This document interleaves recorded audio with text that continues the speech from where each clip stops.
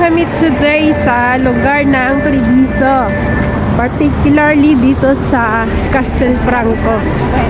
Benito. Yan. As usual, yung mga travel buddy ko, ayan sila. So, ikot-ikot muna kami dito. Yan. Ayan. Ikutin muna namin yung place na to. So, papakita namin sa inyo later yung aming gala.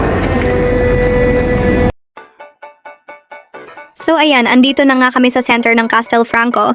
Tara samahan nyo kami mag-ikot tayo dito.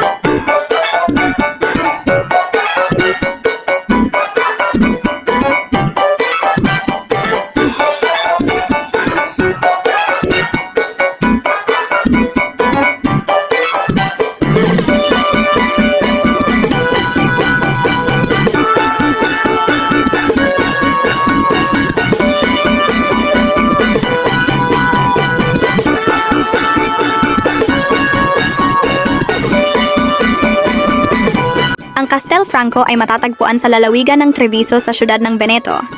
Ito ay munisipalidad ng Italia na may 33,237 ang naninirahan dito. Ito rin ang ikatlong pinakamataong munisipalidad sa lalawigan pagkatapos ng kabisera ng Treviso at Conegliano. Ang Castelfranco ay itinatag sa pagitan ng 1195 at 1199.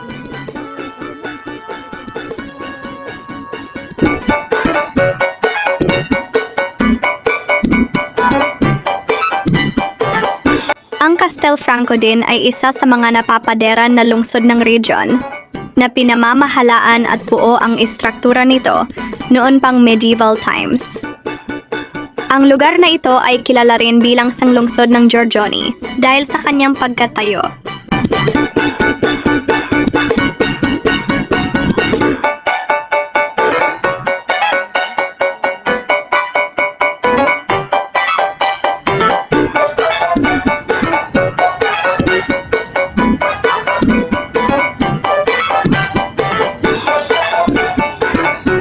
Ang Castelfranco ay sikat din sa kanyang estratehikong posisyon nito.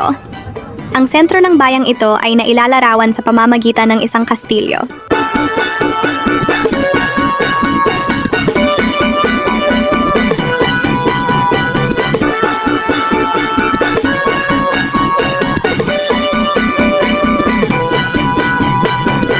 Nga pala, December nang pumunta kami dito. Kaya maraming nagtitinda na pang Christmas nang dumating kami dito.